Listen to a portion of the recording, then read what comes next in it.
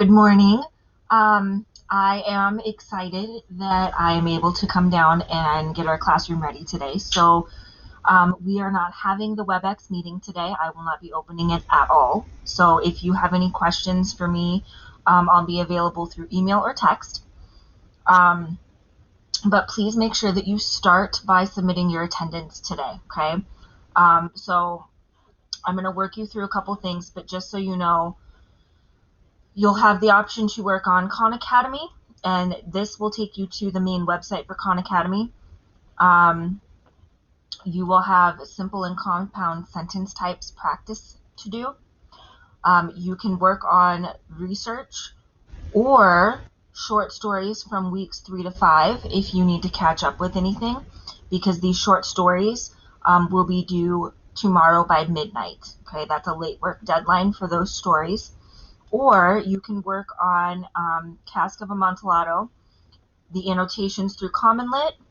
Okay, that code is on Tuesday if you need to still enroll in Common Lit. And then there will be a discussion post about the story that is different than your attendance one.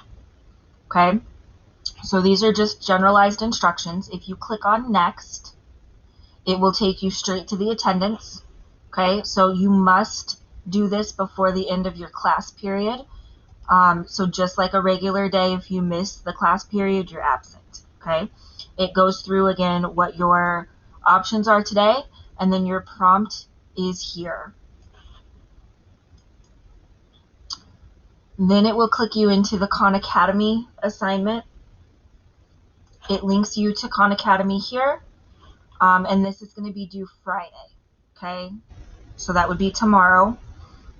It's only one video set and one question set, so it shouldn't take very long. And again, if you need the code, that's going to be earlier in the week. I believe it was week 5 that we did Khan Academy. And then the final piece is once you have finished the annotations and the questions for Cask of Amontillado, you have a discussion post on the story, okay? So I want to go through this real quick. So it's 2 parts. First, there's kind of a little description, and then you're going to answer it, and then there's some response requirements, okay? So what this is basically saying is that Edgar Allan Poe is kind of known for the macabre, kind of good and evil, horror versus holy type of stuff. And so he tries to make it creepy without being overtly like horror filled, okay? And so what you need to know about the story is that it's a first person confession. And a lot of people think it's maybe to a priest or to a family member.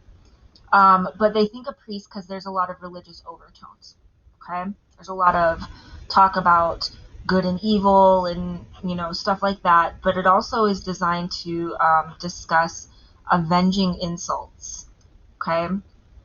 So Montresor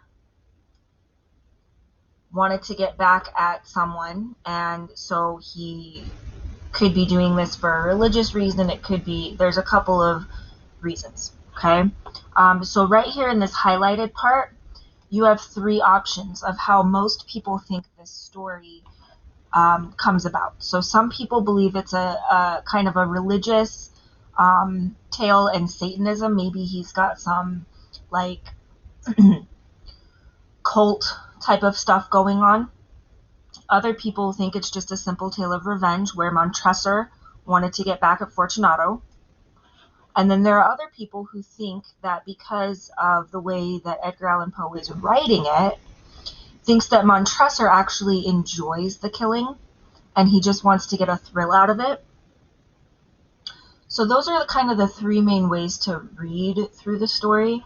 And your job is to go back into the story and find evidence for each of these 3 positions. And then you're going to choose one.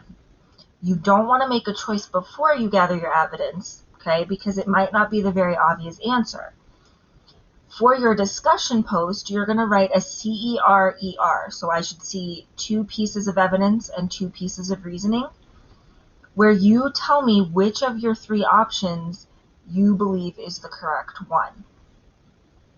So if you think it's the religion and Satanism, that's going to be your claim, and you're going to find me 2 pieces of evidence and reasoning to support it. Same thing if you think it's revenge. The revenge idea is going to be your claim. And if you think he's just a creep who enjoys killing, that will be your claim. And you have to give me 2 pieces of evidence and 2 reasonings for why you think that is. So this should be at least 5 sentences long.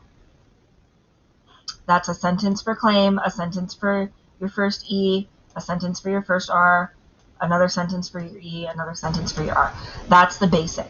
So really we should be seeing 2 or 3 sentences for your reasoning. Okay? Then that's part 1. Part 2 is right here, where you need to respond to at least 2 other classmates. That must be 2 sentences long, and they have to be more than I agree or disagree. You have to explain why you agree or disagree. And so we've got some sentence starters down here to help you out. Okay? So, for example, if you are going to choose that you think it's a tale of revenge, you're going to start off by answering that you think it's a tale of revenge. Give me 2 examples and explain each example. Remember to embed your quotes.